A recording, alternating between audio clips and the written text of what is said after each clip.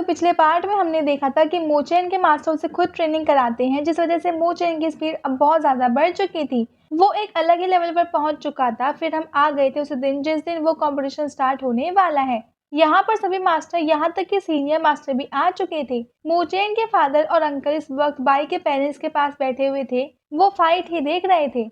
इस पार्ट की स्टार्टिंग पिछले पार्ट के आगे से होती है। हमें याद है कि मोचेन को पहली फाइट के लिए बुला लिया गया था। उसकी फाइट होने वाली है ईस्ट यार्ड के एक बंदे से, जो कि ईस्ट यार्ड का सेकंड स्ट्रॉन्गेस्ट डेसिबल माना जाता है। अब पहले वो लड़का बाई के पास आता है। वो इस वक्त वो लड़का बाई से कह रहा था कि तुम चिंता मत करो मोचेन, तुम मुझे भी नहीं पसंद, मैं उसे आराम से हरा दूंगा। बाई कहता है कि हाँ, तुम्हें ऑल द बेस्ट। और इसके बाद अब यहाँ पर वो नीचे आ जाता है। वैसे इस वाली फाइट के सभी शौक थे, क्योंकि वहाँ उस लड़के का लेवल मोचेन से कहीं ज्यादा था। मोचेन के फादर कह रहे थे कि सच में ये तो बहुत मुश्किल होने वाला है, और जुबान भी यही सेम चीज कह रही थी। लेकिन वो ये भी कहती है कि मुझे मोचेन पर भरोसा है, वो इस लड़के को हरा सकता है। अब यहाँ पर वो लड़का पहले अटैक करना स्टार्ट कर देता है। मोचेन बस उसके अटैक से बच रहा था, लेकिन वो बहुत स्पीड के साथ उन अटैक्स को डोज कर रहा था। ये देखकर सभी लोग शॉक थे। हम देखते हैं कि मोचेन ने स्पीड में ही अपनी रिंग पावर को एक्टिवेट कर लिया था। यहाँ पर वो लड़का मन में सोच रहा था कि अगर वो इतने लोगों के सामने मोचेन को चाटा मार दे तो इसकी उससे जो कितनी हंसी उड़ेगी। इस वजह से वो अपनी बाकी सभी अटैक्स को छोड़कर अपना हाथ सिर्फ मोचेन के मुंह की तरफ ले जा रहा था। ये चीज यूयू को समझ चुकी थी, इसलिए वो मोचेन से कहती है कि मैं तो इसे अभी जोर का चाटा लगाना चाहती हूँ, मैं यहाँ बंद हूँ, वरना मैं तो बहुत जोर से चाटा मारती। उसके इतना कहने की देर नहीं थी कि मोचेन तुरंत अपने लड़के को जोर से चाटा मार देता है। ये देखकर सभी लोग शॉक थे, और वो लड़का बहुत ज्यादा शॉक था, और अब वो गुस्सा होकर और ज्यादा तेज अटैक करना स्टार्ट कर देता है। लेकिन मोचेन अभी भी उन सभी अटैकों को डोज करते जा रहा था। यहाँ पर सभी लोग ये देखते हुए कह रहे थे कि चाइनीज फाइट को बिल्कुल भी सीरियस नहीं ले रहा है, जैसे कि उसे पहले से ही पता हो कि वो जीतने वाला है। मोचेन के फादर भी अभी कह रहे थे, कमाल है, मुझे नहीं पता था कि मोचेन इतनी फास्टली मूव कर सकता है। वहां पर ईस्ट यार्ड के प्रिंसिपल अभी बात कर रहे थे कि चेन को हराना सच में मुश्किल होने वाला है। लेकिन ये लड़का कहता है कि चिंता मत करो, हमारे पास बाई है, वो मोचेन को आराम से हरा सकता है। फिर हम यहाँ वापस नीचे फाइट में आ जाते हैं, जहाँ हम देखते हैं कि जब वो लड़का मोचेन की तरफ हमला कर रहा था, तो इस बार मोचेन भी रुककर उस पर अटैक करता है। इस वजह से वो लड़का वहां सीधा उस बैटल एरेना के बिल्कुल कॉर्नर पर पहुंच चुका था। हम देखते हैं कि उस लड़के को इतना गुस्सा आ रहा था कि वो कहने लगता है कि अब मैं तुम्हें छोड़ूंगा नहीं। वो तुरंत ही अपनी पावर को एक्टिवेट कर लेता है, लेकिन इतने में ही मोचेन वहां पर आगे आता है और उसका गला पकड़ लेता है। सभी लोग उसकी स्पीड देखकर फिर से शॉक हो चुके थे, और वो लड़का यहाँ पर हिल भी नहीं पा रहा था, और साथ ही वो लड़का डर भी गया था। इस वजह से वो हार मान लेता है। अब ये देखकर मोचेन के फादर कह रहे थे कि मैं फालतू में मोचेन की चिंता कर रहा था। इस मैच को देखकर लगता है कि ये तो एक तरीके का एक तरफा मैच था।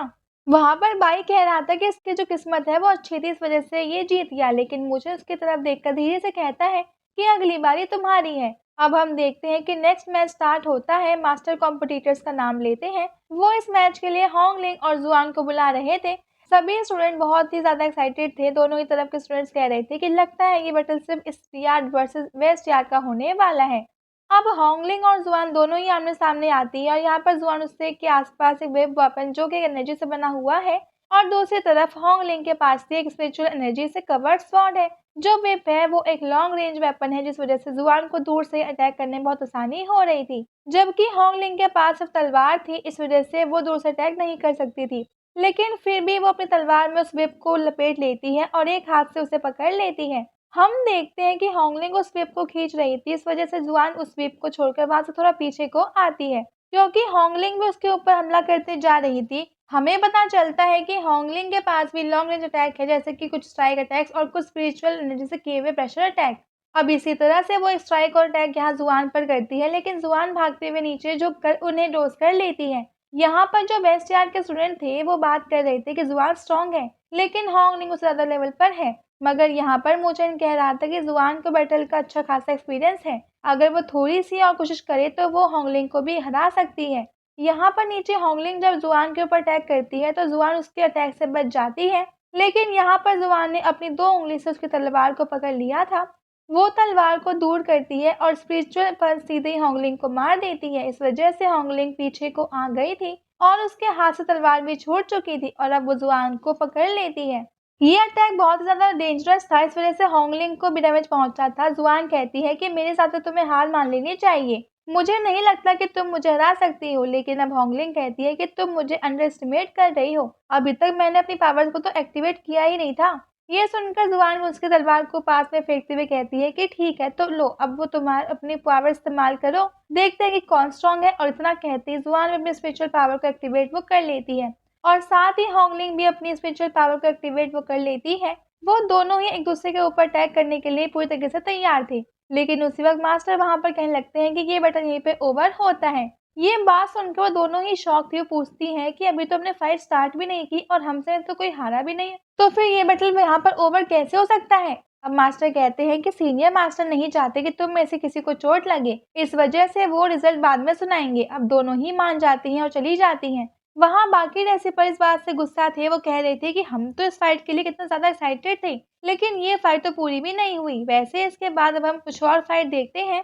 हमें पता चलता है कि सिर्फ east yard versus West yard की फाइट नहीं है, बल्कि यहाँ पर एक ही यार्ड के दो डेसिपल भी लड़ सकते हैं। लेकिन तभी जन उसे यार्ड से ज्यादा डेसिपल को सिलेक्ट किया गया था। तो अब वहाँ पे जो कुछ डेसिपल की फाइट होती है और उसके बाद मास्टर नाम लेते हैं बाई का और मूलिंग का। आपको याद ही होगा कि मूलिंग मोचन का दोस्त है और उसने एक बार मोचन के लिए लियू यांग से वही फाइट वो करी थी, जिससे मोचन को टाइम मिल सके और वो वहाँ बैटल में आ सके। अब इस वक्त मूलिंग बहुत ज्यादा डरा हुआ था। वो कह रहा था कि मुझे भी फिफ्थ कोर्ट यार्ड में जाना था, लेकिन अब ये बस एक ड्रीम बनकर रह जाएगा क्योंकि मैं बाई को नहीं हरा सकता। अब मोचेन उसे कहता है कि तुम ऐसा क्यों सोच रहे हो, अगर तुम चाहो तो तुम उस आराम से हरा सकते हो। और वैसे भी तुमने पिछली फाइट तो देखी ही थी, जब लॉन्ग लिंक और जुआन दोनों लड़ रहे थे, तो उनमें से कोई नहीं जीत रहा था, लेकिन फिर भी दोनों को ही रिजल्ट के लिए रोक दिया गया। अगर तुम ज्यादा देर तक अगर टिकते हो तो शायद वो तुम्हें भी इसी तरह से सिलेक्ट कर लेंगे या फिर रिजल्ट बाद में बताएं। तो इस पर मूलिंग कहने लगता है कि ठीक है, तो फिर मैं होल्ड करने की कोशिश करूंगा। लेकिन मूचिंग कहता है कि नहीं, ऐसा मत करना, कोशिश करना कि तुम जीत सको। अब इसके बाद वो फाइट स्टार्ट होती है। हम देखते हैं कि यहाँ पर मूलिंग पहले अटैक करना स्टार्ट कर देता है। अब हमें पता है कि उसने भी मोचेन के साथ ही ट्रेनिंग की है। अब भले ही वो कल्टिवेशन की प्रैक्टिस कर रहा हो, लेकिन उसे भी मास्टर मो ने ही ट्रेन किया है। इस वजह से मैं पता चलता है कि मूलिंग भी स्पीड में मोचेन की तरह तो नहीं, पर फिर भी बहुत अच्छा है। उसके अटैक बहुत ज्यादा फास्ट थे, लेकिन फिर भी यहाँ पर बाई उनके हर एक अटैक को डोज कर रहा था और साथ ही अपने स्पिरिचुअल फेन की मदद से उन अटैक्स को इस तरह से रोक रहा था जैसे कि उनके लिए वो कोई बड़ी बात हो ही नहीं। अब हम देखते हैं कि कुछ देर तक अटैक रोकने के बाद भाई अपने उस फैन से मूलिंग पर अटैक करना स्टार्ट वो कर देता है और मूलिंग वहां से पीछे गिर जाता है और साथ ही वहाँ पर बहुत तेज धमाका हुआ था। अभी ये लोग बाई की स्ट्रेंथ को देखकर शॉक थे। वो कह रहे थे कि ऐसा हराना तो पॉसिबल ही नहीं है। बाई ने एक ही अटैक में मूलिंग को हरा दिया था और वो वहां से जाने भी लगा था, लेकिन तभी आवाज आती है कि कहाँ चले, मैंने अभी तक हार नहीं मानी है, कहीं ऐसा तो नहीं कि तुमने ही हार मान ली हो। अब बाई ये चीज देखकर शॉक था। उसे जीत की उम्मीद नहीं थी, मगर मैं तो जानते ही हैं कि मूलिंग ने गिव अप करना सीखा ही नहीं है। पिछली बार भी उसने फाइट में एंड तक गिव अप नहीं किया था, यहाँ तक कि तब वो मर भी सकता था, लेकिन फिर वो लड़ता रहा जब तक कि मोचेन भी वहां पर नहीं आ गया। यहाँ पर मूलिंग मन में सोच रहा था कि मैं सबसे अच्छा वेपन है मेरी स्पीड, लेकिन स्पीड के साथ साथ मुझे कुछ और भी करना होगा। उसे याद आता है कि उसने बस बीस्ट को हराया था जब ये लोग वो कॉम्पिटिशन के दौरान बीट लेने के लिए गए थे। अब उसे याद आता है कि वहां पर हमने स्पीड तो यूज करी थी, लेकिन साथ ही साथ हमने रिफ्लेक्स यानी कि अटैक करने की भी एक टेक्निक जो कि स्पीड की वजह से होती है, लेकिन वो टेक्निक अलग है और सिचुएशन के हिसाब से ही वो की जाती है, जिससे कि सामने वाला ये ना पता लगा पाए कि हम इस तरह का अटैक करने वाले हैं। अब मूलिंग समझ चुका था कि उसे इसी तरह का चीज का यूज करना होगा बाई को हराने के लिए। वो तुरंत ही आगे आता है और रिफ्लेक्स की मदद से अटैक करता है। वो डायरेक्शन चेंज कर रहा था और यहाँ तक कि बाई भी इस चीज को नोटिस नहीं कर पाता कि वो इस तरफ से वो अटैक वो करेगा, जिस वजह से मूलिंग भले ही थोड़ा कमजोर अटैक ही सही, लेकिन फिर भी बाई को मार जरूर देता है। सभी लोग ये देखकर शॉक थे, बाई भी शॉक था और वो थोड़ा सा पीछे आ गया था। वो कह रहा था कि तुम जैसा कमजोर मुझ पर इस तरह से अटैक करने की हिम्मत कैसे कर सकता है, लगता है अब तुम्हें कुछ ज्यादा कॉन्फिडेंट आ चुका है। इसके बाद दोनों अपने स्पिरिचुअल पंच लेकर एक दूसरे पर हमला करते हैं। दोनों की एनर्जी टकराती है, पर उनमें बाई एनर्जी बहुत ही ज्यादा थी, इस वजह से मूलिंग वहां से दूर फेंक गया था। लेकिन मूलिंग तुरंत ही जल्दी खड़ा हो जाता है। वो सामने देखता है कि वहां पर तो बाई था ही नहीं, असल में बाई उसके पीछे आ गया था।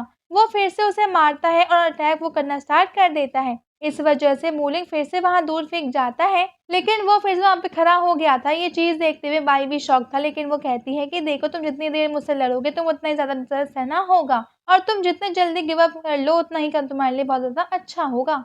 लेकिन अब मूलिंग कहता है कि बिल्कुल नहीं, अगर मुझे सिलेक्ट होना है तो मैं यहाँ पर गिव अप नहीं मैं कर सकता। ये चीज़ सुनकर सभी लोग शॉक थे, मगर फिर बाई कहता है कि ठीक है, अगर ऐसा है तो फिर मत करो गिव अप, और अब वो तुरंत ही बहुत ज़्यादा तेज़ी के साथ अटैक करना चालू कर देता है। मूलिंग को मौका भी नहीं मिल रहा था उसका अटैक को डोज़ करने का, और यहाँ तक कि बाई सीधा ही उसे एरिना के बाहर फेंक देता है।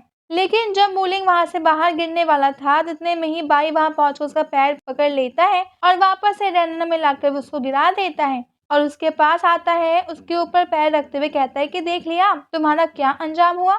मैंने पहले ही कहा था कि हार मान लो, लेकिन मूलिंग अभी भी वहाँ पर उठने की कोशिश वो कर रहा था। मूचेन का दोस्त कहता है कि ये तो हार ही नहीं मान रहा, और ऐसा चलता रहा तो ये खुद को ज़्यादा चोट लगवा लेगा। लेकिन इस वक्त मूचेन वहाँ सीनियर मास्टर की तरफ देख रहा था। उसे इंतजार था कि सीनियर मास्टर जल्दी से ये फाइट को रोक दे।